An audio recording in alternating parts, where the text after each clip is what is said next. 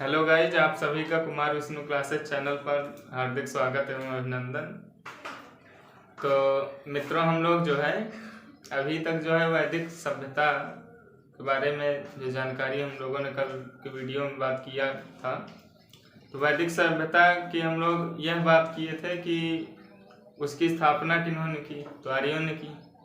आर्य शब्द का मतलब क्या है, तो श्रेष्ठ होता है, संस्कृत भाषा का शब्द है। और वैदिक शब्द किससे बना है, इसके बारे में बात किए थे कि वैदिक शब्द जो है विद धातु से बना है, संस्कृत की, जिसका अर्थ होता है जानना या ज्ञान, नॉलेज। वैदिक काल को दो भागों में विभाजित किया गया, पहला ऋग्वैदिक काल, दूसरा उत्तर वैदिक काल। तो देखिए, जो ऋग्वैदिक काल है उसी को पूर्व वैदिक काल भी बोलते हैं, जिसमें कंफ्यूज मत हो। ठीक, उसकी समय सीमा भी हमने देखा था। और आर्यों का मूल निवास स्थान, उस पर भी हम लोगों ने चर्चा किया था कि आर्यों का जो मूल निवास स्थान है कौन क्या मानता है। जैसे तिलक उत्तरी ध्रुव मानते हैं, स्वामी दयानंद सरस्वती तिब्बत मानते हैं, मैक्स मूलर जो है मध्य एशिया के बैक्टीरिया जगह मानते हैं। तो कहने का मतलब जो भी विभिन्न विद्वान थे उन पे हम लोगों ने देखा था कि उन्होंने अपने अपने क्या मत दिए। फिर उसके बाद हमने कुछ ऋग्वैदिक कालीन जो थी नदियों के बारे में हम लोगों ने बात किया था। तो उनके प्राचीन नाम और आधुनिक नाम के बारे में बात किया था। सभी के बारे में तो नहीं बात किए थे, जो सप्त सैंधव प्रदेश की 7 नदियां हैं उनके प्राचीन नाम की हम लोगों ने बात किया था। उसके आगे आज हम लोग जो है जो ऋग्वैदिक कालीन नदियां हैं उन्हीं का जो है पूरा डिटेल से जानेंगे कि किस नदी का कितनी बार उल्लेख है, किस नदी को क्या संज्ञा दी गई है। ये सब चीज़ों के बारे में हम लोग आज अध्ययन करेंगे। तो जैसे अगर हम सरस्वती नदी की बात करें तो ये जो है सबसे पवित्र नदी थी वैदिक काल में, जो है ये सबसे पवित्र नदी थी। और सरस्वती नदी को जो है देखिए, सरस्वती, तो ये जो सरस्वती नदी है ये वैदिक काल में पवित्र नदी थी। ठीक, इस नदी को जो है नदी तमा, देवी तमा और माते तमा कहा गया है। और सिंधु नदी, ठीक, सिंधु नदी जो है ऋग्वेद में जो है सबसे ज्यादा जो है बार नाम जो है सिंधु नदी का आया है। ठीक, गंगा का 1 बार, यमुना का 3 बार उल्लेख मिलता है। देखिए, वैदिक कालीन नदियों के बारे में जानेंगे। उससे पहले देखिए हमने भौगोलिक विस्तार की बात बताया था, उस पर देखिए चर्चा करेंगे। तो ये ऋग्वैदिक काल, इसको एक समझते हैं। जब ऋग्वैदिक काल था तो इधर हिमालय पर्वत, ठीक, अफगानिस्तान और यमुना नदी, वाई मतलब यमुना नदी, और अरावली पर्वत, ये जो राजस्थान वाला है, इतना एरिया जो है ऋग्वैदिक काल में यहाँ तक आर्य फैले थे। जब उत्तर वैदिक काल आया तो आर्य जो है इधर हिमालय और इधर ये गंडक नदी तक, अभी तक इधर यमुना नदी तक ही थे। फिर उत्तर वैदिक काल में गंडक नदी तक। पता हमें कैसे चलता है, तो उत्तर वैदिक कालीन ग्रंथ है सतपथ ब्राह्मण, तो उसमें गंडक नदी का उल्लेख हमें मिलता है, सदा नीरा इसका नाम है। ठीक, तो गंडक नदी जो है ये यूपी और बिहार को जो है, ये यूपी के बॉर्डर को समझ लीजिए, वहीं पास से बहती है। और नर्मदा नदी दक्षिणी जो है जगह है, दक्षिणी जो सीमा थी वो नर्मदा नदी तक हो गया, यहाँ अरावली तक ही था, इधर अफगानिस्तान तक था नहीं। तो कहने का मतलब यह है कि ये समझने के लिए तो आप लोग जान ही रहे होंगे, ऊपर उत्तर है, नीचे दक्षिण है, इधर पूरब, इधर पश्चिम है। ये हमने एक मतलब छोटा सा जानकारी के लिए मैप टाइप बनाया कि हम वैदिक कालीन नदियों के बारे में बात करते हैं। ठीक, तो कुल 31 नदियों का उल्लेख मिलता है हमें, किसमें, वैदिक संहिता में। देखिए, एक बात जान लीजिए, जो ऋग्वैदिक काल है इसकी जो जानकारी हमें है वो ऋग्वेद के माध्यम से हमें होती है, इसीलिए इसको ऋग्वैदिक काल कहते हैं। मुख्य जानकारी जो है, मुख्यतः जानकारी हमें ऋग्वेद से ही होती है। ठीक, तो कुल जो है 31 नदियों का उल्लेख है वैदिक संहिता में। अब वैदिक संहिता देखिए, वै मतलब वैदिक। तो वैदिक संहिता जो है इसमें केवल वेद तो आएगा नहीं, वेद आ गए, ब्राह्मण ग्रंथ आ गए, आरण्यक आ गए, उपनिषद आ गए। तो इन सबको मिला करके मतलब पूरे वैदिक साहित्य को सब मिला करके कुल 31 नदियों का उल्लेख हमें मिलता है। ठीक, 25 नदियों का उल्लेख जो है अकेले ऋग्वेद में। तो देखिए केवल ऋग्वेद में ही हमें 25 नदियों का उल्लेख मिलता है। ठीक, ऋग्वेद में देखिए 10 मंडल हैं, पता ही होगा। हमने जो प्राचीन इतिहास के स्रोत है उस वाली क्लास में ऋग्वेद का बारे में जानकारी दिया है।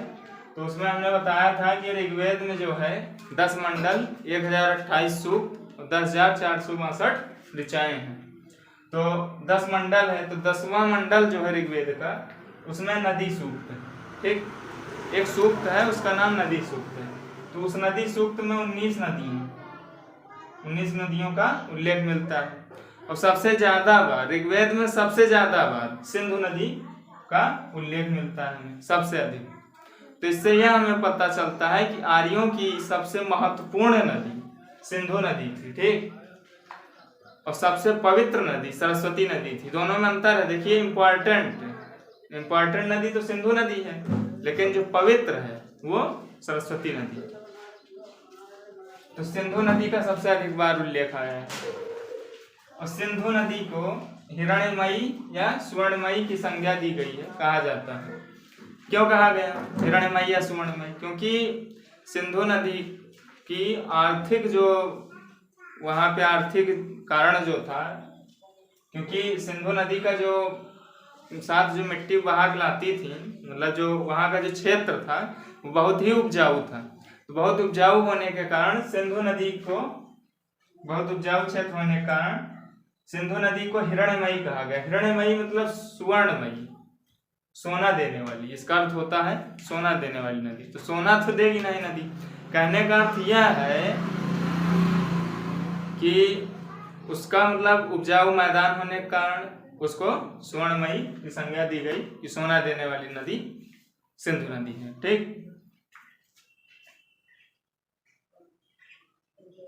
और एक क्वेश्चन जानते ही होंगे कि कृष्णा नदी में हीरे पाए जाते हैं, अभी इससे ध्यान आए। ठीक, अब देखिए सरस्वती नदी की हम लोग बात कर रहे हैं। तो सरस्वती नदी जो है ये सबसे पवित्र नदी थी आर्यों की। ठीक, इसको जो है नदी तमा, माते तमा और देवी तमा मिलता है नाम इसका। मतलब वैसे तो प्राचीन नाम इसका घग्गर नदी थी। ठीक, ये जो है इसे संज्ञा दी गई नदी तमा, माते तमा, देवी तमा। ठीक, नदियों में उत्तम। और ऋचाओं की रचना, देखिए इसको इतना पवित्र क्यों मानते थे आप लोग, उसका रीजन ये था। तो ये इतनी पवित्र नदी क्यों थी आर्यों के लिए? ये इसलिए थे क्योंकि ऋग्वेद के जो ऋचाएं थी उनकी जो रचना है इसी नदी के तट पर की गई थी। ऋचाओं की रचना जो है सरस्वती नदी के तट पर ही की गई थी। देखिए ऋग्वेद में यमुना नदी का 3 बार उल्लेख मिलता है। ऋग्वेद में यमुना नदी का 3 बार उल्लेख मिलता है। ठीक, और गंगा का 1 बार मिलता है। और गंगा की सहायक नदी जो सरयू है उसका भी 3 बार हमें उल्लेख मिलता है। गंगा की सहायक नदी सरयू, सरयू नदी के किनारे अयोध्या है। तो सरयू नदी का जो है हमें 3 बार उल्लेख मिलता है, जो कि गंगा की सहायक नदी है। उत्तर वैदिक कालीन ग्रंथ, मतलब उत्तर वैसे वैदिक का से कालीन, तो उत्तर वैदिक कालीन ग्रंथ जो है ये शतपथ ब्राह्मण है। इसमें जो है गंडक नदी और तथा नर्मदा नदी का उल्लेख मिलता है। गंडक का नाम सदानीरा तथा नर्मदा का रेवा। तो ये हमें उल्लेख मिलता है उत्तर वैदिक कालीन ग्रंथ शतपथ ब्राह्मण। ठीक, इसी से हमें जानकारी होती है कि जो उत्तर वैदिक काल में जो आर्यों की मतलब दक्षिणी सीमा है वो नर्मदा नदी तक रही।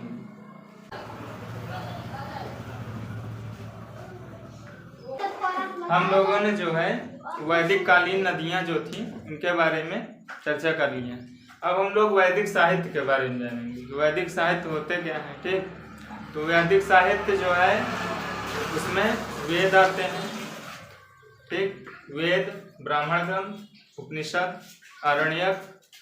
तो ये सब जो आते हैं उनके बारे में जानेंगे। ठीक है, वैदिक साहित्य के बारे में।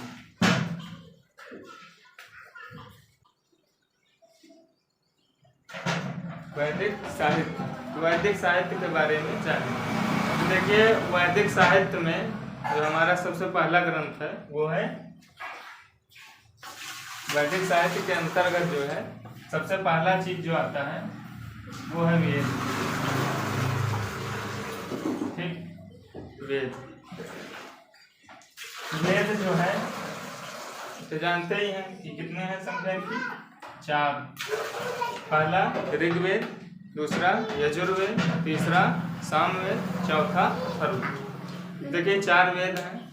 और वेद त्रयी, क्वेश्चन आ जाता है कभी कभी कि वेद त्रयी में कौन सा वेद शामिल नहीं है। तो जो हमारा अंतिम वेद है अथर्ववेद वो शामिल नहीं है। वेद त्रयी में 3 वेद शामिल हैं, ऋग्वेद, यजुर्वेद और सामवेद। ठीक, अगर वेद त्रयी पूछ लेता है इसमें 3 वेद, ऋग्वेद, सामवेद, यजुर्वेद।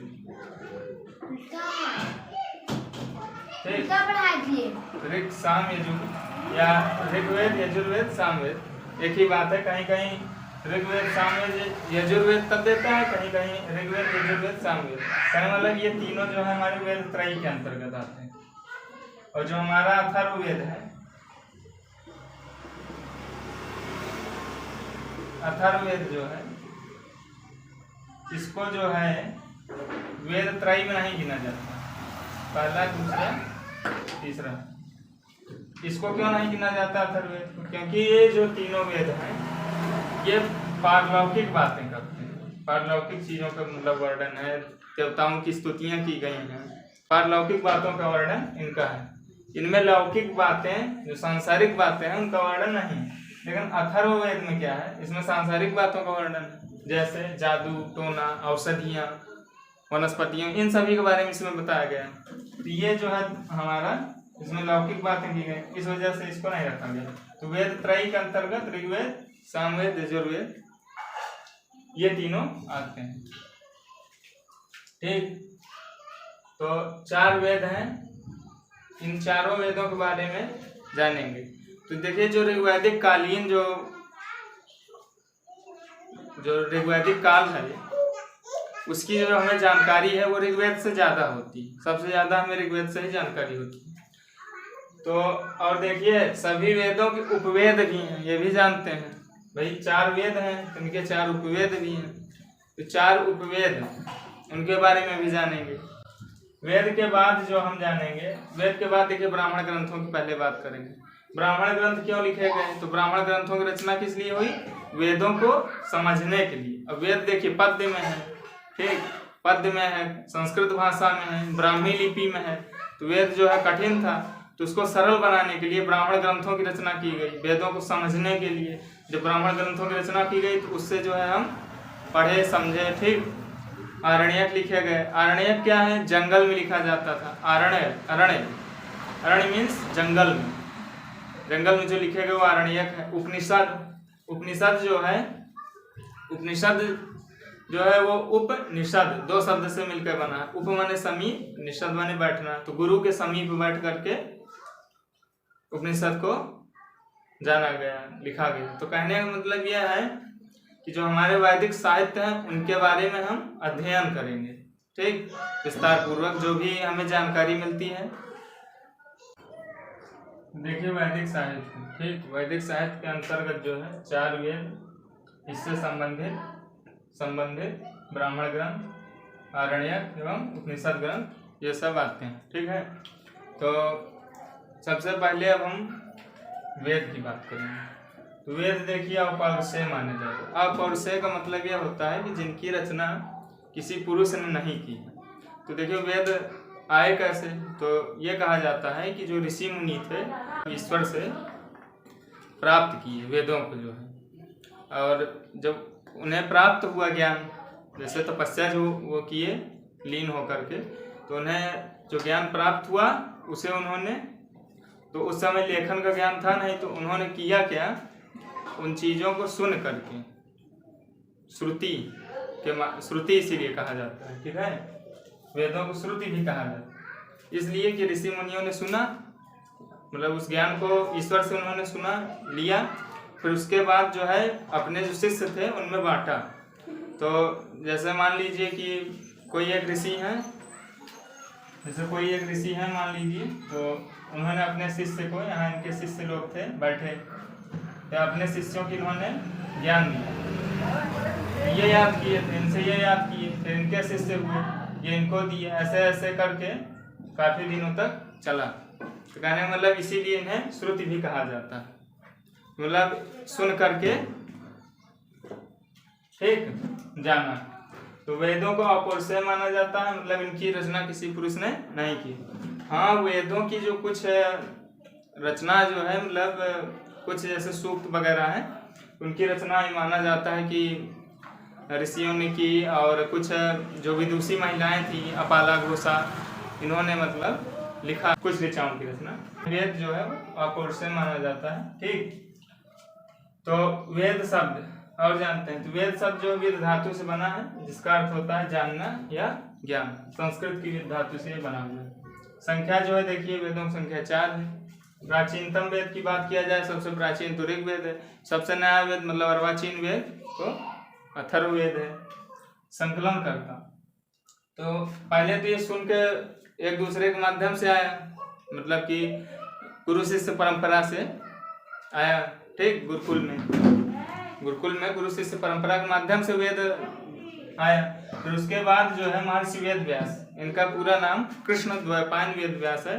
तो महर्षि कृष्ण द्वैपायन वेद व्यास जो थे, इन्होंने क्या किया, इन वेदों को संकलन किया, इकट्ठा किया, तो इसलिए वेदों का संकलन करता इनको कहा जाता है। किसको? वेद व्यास। तो ये वेद व्यास जी जो है ये वेदों के संकलन करता है, ठीक। भाषा की बात की जाए तो वेद संस्कृत भाषा में है, सभी वेद, और वेद ही क्या, ब्राह्मण ग्रंथ, आरण्यक, उपनिषद सभी संस्कृत भाषा में। वैदिक साहित्य ही ज्यादातर संस्कृत भाषा में ही, वैदिक साहित्य जो है संस्कृत भाषा में, ठीक। लिपि जो है ब्राह्मी है, तो ब्राह्मी लिपि उसी में ये लिखे गए हैं। तो वेदों में जो है, हम अब इसके आगे जानेंगे जब, तो वेदों में ऋग्वेद की बात करेंगे, फिर यजुर्वेद की, सामवेद की, अथर्ववेद की, सभी के बारे में जानेंगे। देखिए ऋग्वेद है, ये जो है, इसमें जो है स्तुति परक मंत्र है, स्तुति की गई है देवताओं की। इंद्र है, अग्नि है, विष्णु है, तो ये सभी जो देवता है उनकी स्तुति किया गया है। और वेद जो है वैसे तो सभी पद्य में, मतलब ज्यादातर तो पद्य में ये कह सकते हैं, लेकिन यजुर्वेद जो है वो पद्य एवं गद्य दोनों में है। सामवेद जो है वो भी पद्य में है, ऋग्वेद तो पद्य में है ही, कहने मतलब वही यजुर्वेद एक अपवाद है जो कि गद्य एवं पद्य दोनों में, बाकी ऋग्वेद पूरा पद्य में। तो ऋग्वेद जो है उसमें मंडल हैं, 10 मंडल हैं, तो उन 10 मंडलों के जो ऋषि वगैरह हैं उनके बारे में भी जानेंगे, ठीक। जैसे पहले के मधुचंदा हैं और दीर्घतमा भी हैं, दूसरे के गृत्समद हैं, तीसरे मंडल के जो है रचयिता विश्वामित्र हैं, ठीक। तो इस प्रकार से जो भी मंडल हैं उनके बारे में हम जानेंगे।